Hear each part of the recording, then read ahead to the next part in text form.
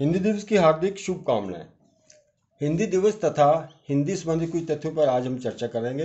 हिंदी दिवस भारत में प्रति वर्ष 14 सितंबर को मनाया जाता है, क्योंकि 14 सितंबर 1949 में इसी दिन संविधान सभा ने हिंदी भाषा को राजभाषा का दर्जा दिया। संविधान के अनुच्छेद 343(1) के अनुसार संघ की राजभाषा हिंदी और लिपि देवनागरी है। बाद में कुछ राज्यों के विरोध के कारण अंग्रेजी को भी राजभाषा का दर्जा देना पड़ा।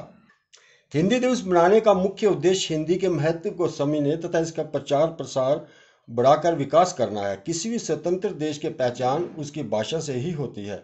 माना आधुनिक युग में अंग्रेजी भाषा का भी अपना स्थान है, पर इस कारण हम हिंदी भाषा की उपेक्षा तो नहीं कर सकते। हिंदी को अपना उचित स्थान मिलना ही चाहिए। पहला हिंदी दिवस 14 सितंबर 1953 को पहली बार बनाया गया। हिंदी राष्ट्रभाषा या राजभाषा।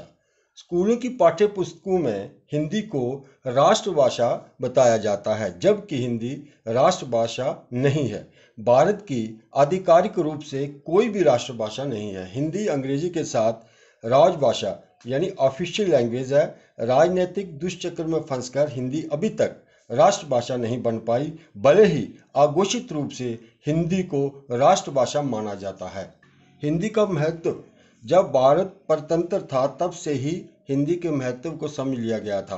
1918 में महात्मा गांधी ने हिंदी साहित्य सम्मेलन में हिंदी को राष्ट्रभाषा बनाने को कहा था।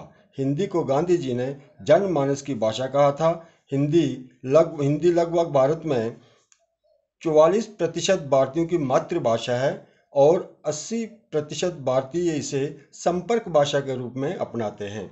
हिंदी हमारे देश की सभ्यता और संस्कृति की पहचान है। हिंदी भाषा पूरे भारत को एकता के सूत्र में बांधती है। अब हम देखते हैं हिंदी की विशेषताएं।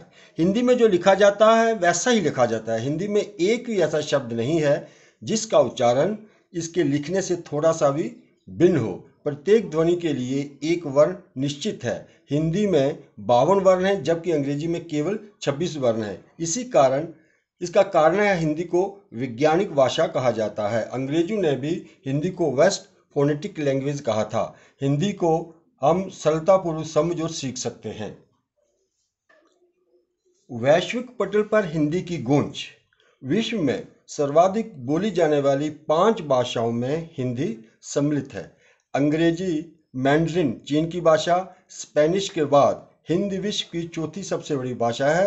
हिंदी शर्म नहीं गर्व की बात है। 120 करोड़ से अधिक लोग दुनिया में हिंदी बोलते या समझते हैं। 150 देशों में हिंदी का अस्तित्व है। 176 से अधिक विदेशी विश्वविद्यालयों में हिंदी पढ़ाई जाती है।